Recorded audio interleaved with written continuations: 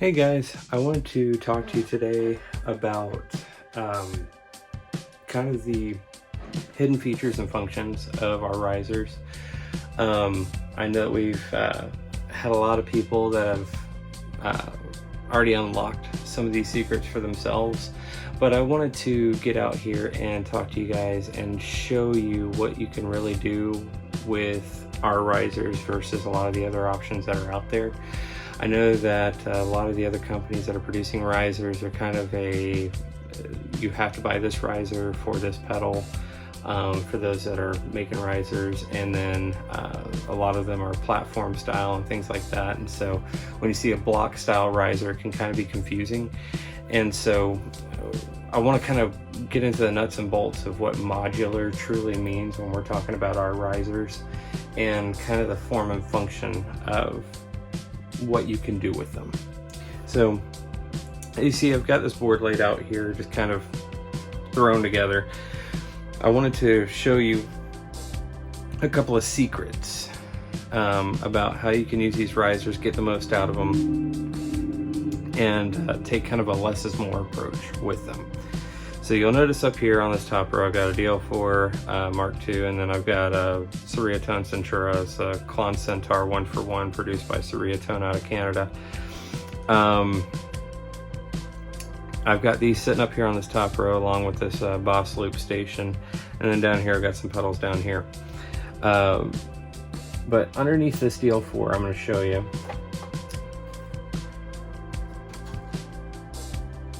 Move these two pedals out of the way. You'll notice that I only have 6 blocks there. Now, I know in another video I talked about the 4-corner method, right? One on larger pedals, having one riser on each corner to provide ultimate stability, right? Well, guess what?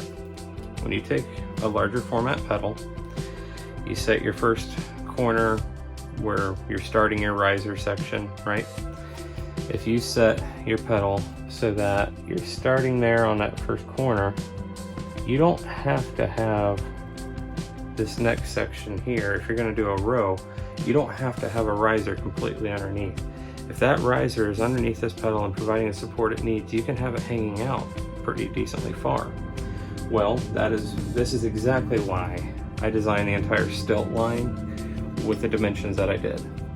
So the stilt, the XL stilt, and the skyscraper are all 2" by 2.5" inch, and then their varying heights are 1/2 inch, 1 inch, and 1.5 inch.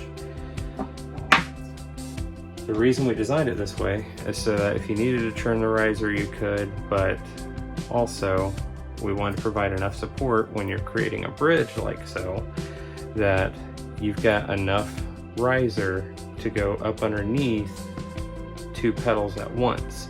Now, these were also intentionally designed so that they would fit singularly underneath single effects enclosures.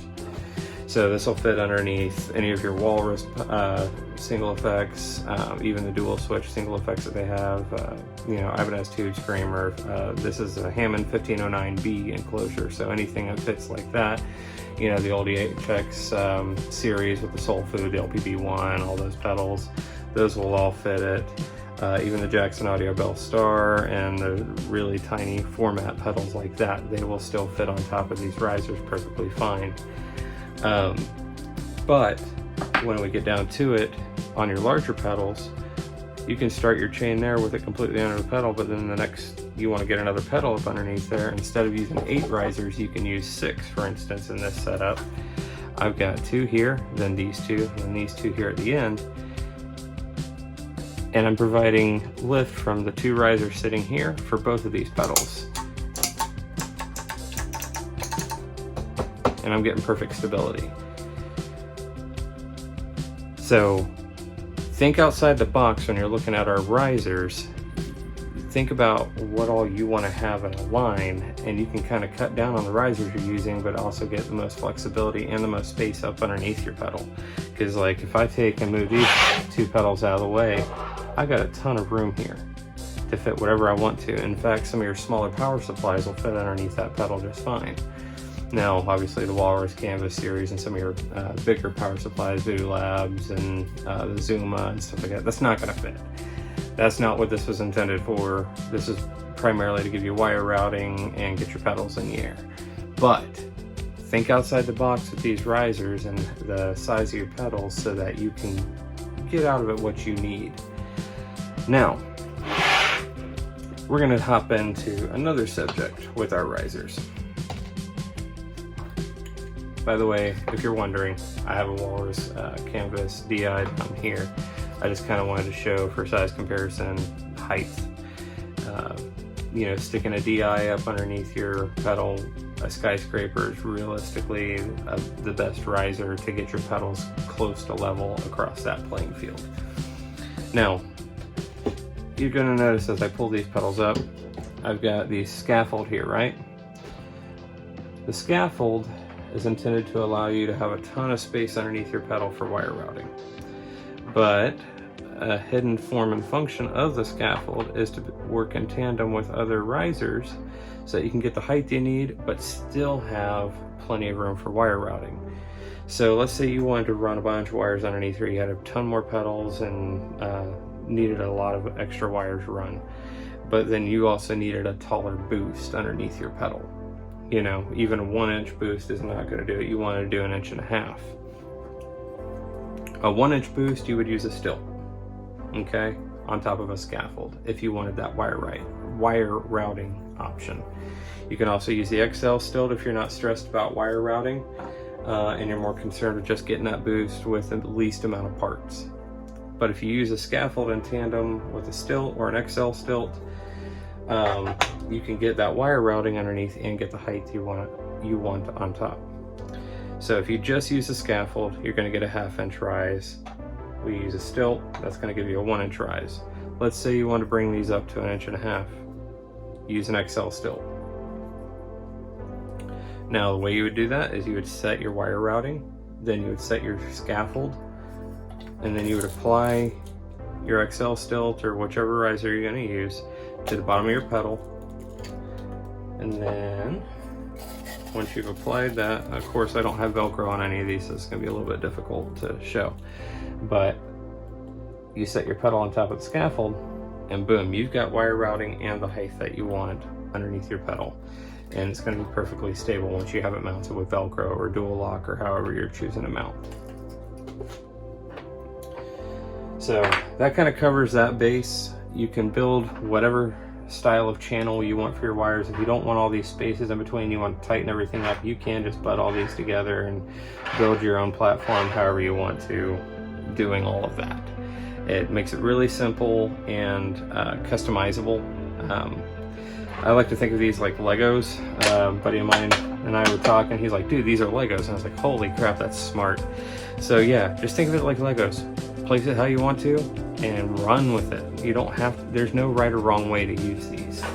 I'm just trying to give you some ideas on how you can use these risers to your benefit, because there's a lot of, I mean, it's a playground at this point with what all you can do with these risers.